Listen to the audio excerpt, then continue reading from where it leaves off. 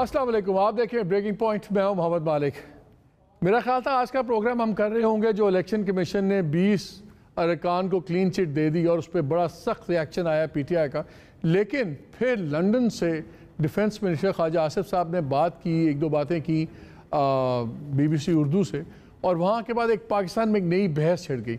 क्या वो नए इलेक्शंस की बात कर रहे हैं, अर्ली इलेक्शंस की, अपॉइंटमेंट्स की क्या बात कर रहे हैं? और हमारा ख्याल था जनरल फैज़ के सारे फड्डे चल रहे हैं, उन्होंने कहा नहीं वो भी कंसिडर हो सकते हैं। और ये चल रहा था सारा। तो शेख रशीद साहब जो फॉर्मर इंटीरियर मिनिस्टर हैं हमारे, उन्होंने दो बड़ी इंटरेस्टिंग बातें की आज चैनल से मुख्तलिफ मौक़ों पर बात करते हुए। एक उन्होंने कहा कि जी हमारी मुख्तलिफ हलकों से मुलाकातें हो रही हैं, होती रही हैं, और फिर उन्होंने कहा कि जो इदारे हैं वो अप्रोच कर रहे हैं इमरान खान को। दूसरी तरफ ISPR बार बार कह रहा है हमें सियासत में ना घसीटें। लेकिन आज जरदारी साहब भी अपनी प्रेस कॉन्फ्रेंस कर रहे, उनसे एक सवाल हुआ, उन्होंने उसमें कह दिया कि जी जनरल फैज़ तो खुडे लाइन लग गए हैं। लग ये रहा है कि फ़ौज चाहे या ना चाहे, चाहे हम माने या ना माने, लेकिन तमाम बहस का पाकिस्तान की सियासत का महवर एक बार फिर पाकिस्तान फ़ौज ही बनती जा रही है। कोई पार्ट ऑफ प्रॉब्लम कह रहा है, कोई पार्ट ऑफ सोल्यूशन कह रहा है, हो क्या रहा है, कहाँ जाके बात रुकेगी, इन तमाम चीज़ों पे बात करेंगे। आज मेरा बड़ा इंटरेस्टिंग, बड़ा इंपॉर्टेंट लाइन अप है। हम ख्वाजा आसिफ साहब से बात करेंगे, इस वक्त हमारे साथ लाइन पे हैं, हम उनसे शुरू करूँगा। बाद में हम ख्वाजा असद उमर से भी बात करेंगे। हम फैसल वावडा साहब हमारे साथ होंगे, पीपल्स पार्टी के होंगे, और हमारे साथ रिटायर्ड जनरल साहब भी होंगे। काफ़ी इंटरेस्टिंग बात होगी। लेकिन सबसे पहले ख्वाजा साहब अस्सलाम वालेकुम। अस्सलाम वालेकुम जी मालिक साहब। Sir thank you for joining us from London. अगर तो कोई बड़े फैसले आप लोगों ने कर लिए तो वो भी शेयर कर दें। लेकिन आज आपने जो आपका इंटरव्यू चला है और फिर शेख रशीद साहब की यहाँ पे जो बातें हुई हैं, उसने एक बहुत ज़्यादा स्पेकुलेशन को जन्म दिया है। मैं दो कमेंट आपके पहले चलाना चाहता हूँ ताकि ऑडियंस को फ्रेश कर दूँ मेमोरी। आर्मी चीफ की अपॉइंटमेंट के लिए गवर्नमेंट नहीं हो सकता, उस अपॉइंटमेंट से पहले हम इलेक्शन ही करा दें। ये आपके प्लान का हिस्सा है? मैं पॉसिबिलिटी तो है ना, नवंबर से पहले। नहीं नवंबर से पहले हो सकते हैं, तो फिर क्या होगा? और शहबाज शरीफ ना करें अपॉइंटमेंट? मेरा ख्याल है उससे वो इस तरह हिसाब किताब हो सकता है कि निगरान हुकूमत से पहले चली जाए और नई गवर्नमेंट इंस्टॉल हो जाए, तो कोई भी आ सकता है। Given that prime minister Shehbaz Sharif ही होते हैं नवंबर में भी, और अगर जनरल फैज़ का नाम ही है लिस्ट में, तो उनका नाम भी कंसीडर किया जाएगा? PMLN will consider it with heart. मुझे देखिए, अगर उनका सीनियरिटी की लिस्ट में जो उस वक्त नवंबर में उनका नाम हुआ तो फिर बिल्कुल कंसीडर किया जाएगा। All those names which will be recommended by GHQ। तो ख्वाजा साहब क्या आप लोग ब्लिंक कर गए हैं जो ये अर्ली इलेक्शन नवंबर से पहले तक की? हमारा तो यहाँ सारे बात करते थे कि जी नवंबर से पहले तो कुछ भी नहीं होगा, बड़ी इंपॉर्टेंट अपॉइंटमेंट होनी है आर्मी चीफ की, और ये तो बिल्कुल उसके बाद की बात करेंगे जो भी। आपके बयान से एक नई बहस छिड़ गई है पाकिस्तान में। तो आपने इतना लंबा सवाल कर दिया है कि मैं उसका शुरू का हिस्सा भूल जाता हूँ। अब मेरी को उम्र का भी ख्याल करें मालिक साहब, जो है कुछ अपनी उम्र का भी ख्याल कर लें। बात असल में ये है कि मैं तो मैं लंदन में नहीं इंटरव्यू दिया, मैं ये पाकिस्तान में ये इंटरव्यू दे के आया हूँ वहाँ पे, जिसके इंटरव्यू की बात हो रही है। दूसरा जो है मैंने बिल्कुल की, देखें मैं GHQ अगर 5 नाम भेजता है या 6 भी भेज देता है तो वो नाम जो है, हमारा काम ये नहीं है कि जी के फलां नाम भिजवाएं या फलां नाम ना भिजवाएं। मेरा नहीं ख्याल कि ये पॉलिटिकल हुकूमत का नाम होता है, काम होता है। ये तो जो भी नाम वो भेजते हैं उसमें से हमने पिक करना होता है, वो सीनियरिटी के हिसाब से भेजते हैं।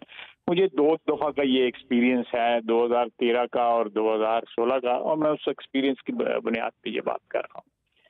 एक तो ये बात हो गई, और उसमें जो भी नाम होगा वो ऑब्वियसली अगर GHQ भेजता है तो फॉर कंसिडरेशन भेजता है, कोई ऐसे खाली खुली जो है वो खानापुरी के लिए नहीं भेजता।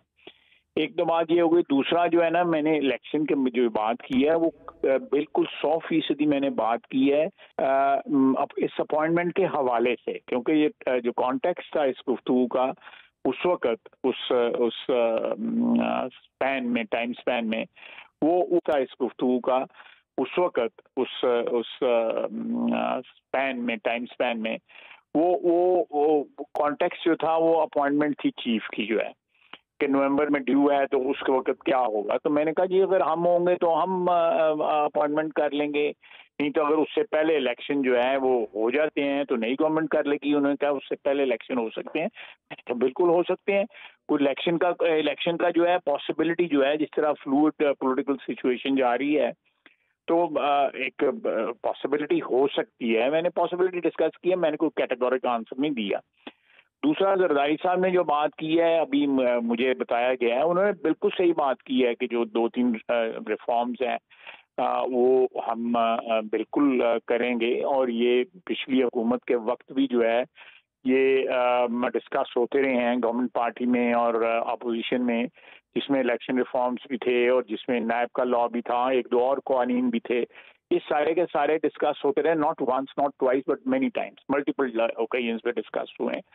तो वी विल इंशाल्लाह ताला ये रिफॉर्म्स करेंगे और इलेक्शन जो है वो हमारे पास 14 महीने तो हैं, लेकिन उससे पहले जो है ये इट्स ए पॉलिटिकल डिसीजन, और पॉलिटिकल डिसीजन जो है वो लीडरशिप जो है, कोलिशन की लीडरशिप जो है वो किसी वक्त भी ले सकती है।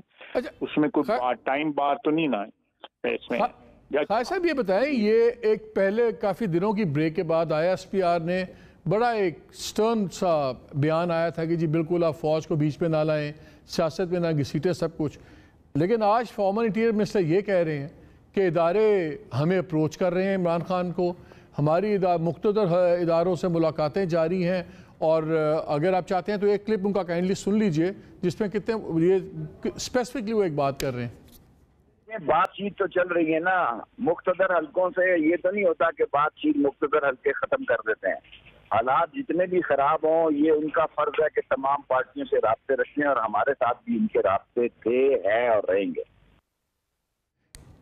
फर्ज है कि वो तमाम लोगों से राब्ते में रहें, और क्या अगर ये बातचीत हो रही है तो जो सबका एक कॉमन कंसेंसस था कि इमरान खान साहब इतना प्रेशर बना रहे हैं कि वो चाहते हैं कि आर्मी की क़यादत शुड ब्लिंक, तो क्या शेख साहब की बात से लग रहा है आपको कि ब्लिंक कर रही है? नहीं, मैं आपको बताता हूँ, शेख साहब जो हैं वो उन्होंने कभी इस बात को छुपाया नहीं है, बल्कि वो ओवरब्लो करके जो है एग्जेजरेट करके बताते हैं कि उनके एस्टेब्लिशमेंट के साथ जो है बहुत ताल्लुकात हैं और वो पिछले 40-50 साल से एस्टेब्लिशमेंट के जो है फेवरेट हैं। ये वो बड़ा प्राइड लेते हैं इस चीज़ में। तो इसलिए वो, मेरा मतलब है कि दुकान तो खुली रखनी है ना, वो दुकान खुली रख रहे हैं कि जी हमारे साथ राब्ता है। लेकिन एक बात जो है, हम जितना बार बार कह रहे हैं कि वो अदारा जो है वो और बाकी अदारे भी, नॉट जस्ट एस्टेब्लिशमेंट, बल्कि अदलिया भी, बल्कि पार्लियामेंट भी, और भी जो कानूनी और आइनी अदारे जो हैं वो जो डिफाइंड उनकी हदूद हैं उनमें रहें, उनमें ऑपरेट करें। और यही पाकिस्तान की इसमें बका है और यही हमारी प्रॉब्लम्स का इसमें हल है, जो पिछले 70-75 साल से हमें जो प्रॉब्लम जो है वो पड़ी हुई हैं। लेकिन ये बार बार उनको इनवाइट कर रहे हैं, कभी चौकीदार कह के जेल में उनको बुलाया जा रहा है, कभी उनको कुछ जो है उनकी मिन्नत तरले किए जा रहे हैं, कभी उनको जो है वो सख्त अल्फाज उनके लिए इस्तेमाल किए जा रहे हैं, और कभी कह रहा है जी कि बिल्कुल किसी का जो है काम नहीं है आइन की, अगर देखा जाए आइन को, कि वो जो है मुख्तदर हल्के जो हैं वो पार्टियों के साथ राब्ते में रहें। ऐसी तो कहीं भी डेफिनेशन नहीं, मुझे तो कम से कम आइन में कहीं नजर नहीं आई। तो ये क्यों नहीं रहने देते उनको अपने आइनी रोल के अंदर और अपने प्रोफेशनल रोल के अंदर? जितना आप सियासत में खींचेंगे फौज के अदारे को, उतना आप मलाइन करेंगे। क्या ये लोग अपने सियासी, मेरी प्लीज आधा मिनट दे दें, आधा मिनट। जी। आप अपने जाती मफादात के लिए, अपने सियासी मफादात के लिए, अपने नैरो जो है इंटरेस्ट के लिए जो है, आप जब फौज के अदारे को बीच में मलाइन करते हैं, उनको खींचते हैं, तो लाजमी तौर पे सियासत तो एक ज्यादा इतना जो है वो साफ सुथरा काम नहीं है, उसमें तो थोड़ी बहुत ही जो है फाउल प्ले होता है। तो उसमें बाद अदारों को, मसलन अदलिया है या एस्टेब्लिशमेंट है, वो आइन में इसलिए दूर रखा गया है, डिफाइन किया गया है आइन के अंदर कि ये they should not gate involved in it. लेकिन